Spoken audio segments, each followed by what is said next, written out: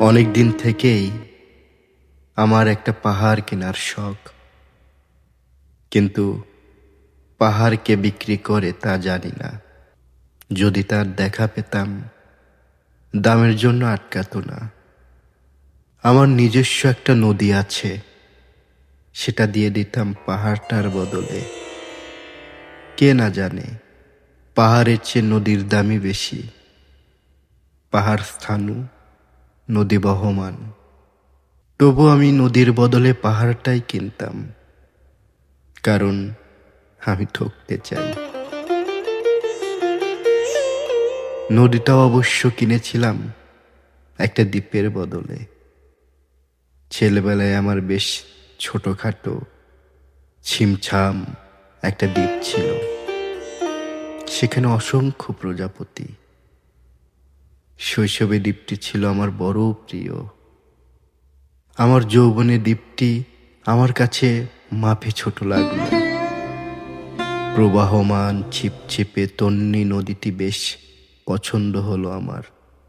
বন্ধুরা বলল, ওইটুকু একটা দ্বীপের বিনিময়ে এত বড় একটা নদী পেয়েছিস, খুব জিতেছিস তো মাইরি। তখন জয়ের আনন্দে আমি বিহ্বল হতাম।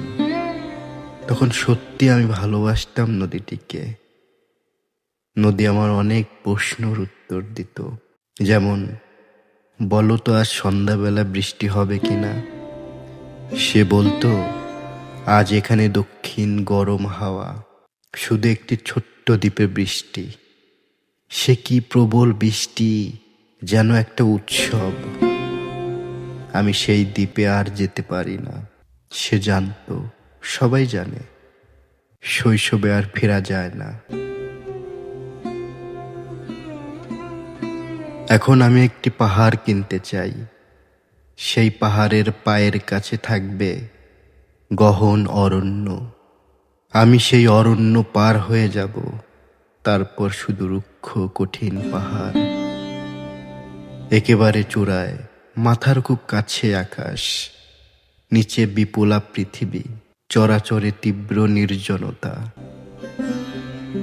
আমার কণ্ঠস্বর সেখানে কেউ শুনতে পাবে না। আমি ঈশ্বর মানি না, তিনি আমার মাথার কাছে ঝুঁকে দাঁড়াবেন না।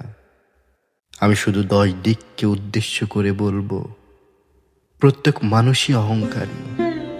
এখানে আমি একা, এখানে আমার কোনো অহংকার নেই। এখানে জয়ী হবার বদলে ক্ষমা চাইতে ভালো লাগে। হে 10 দিক, আমি কোনো দোষ করিনি, আমাকে ক্ষমা করো।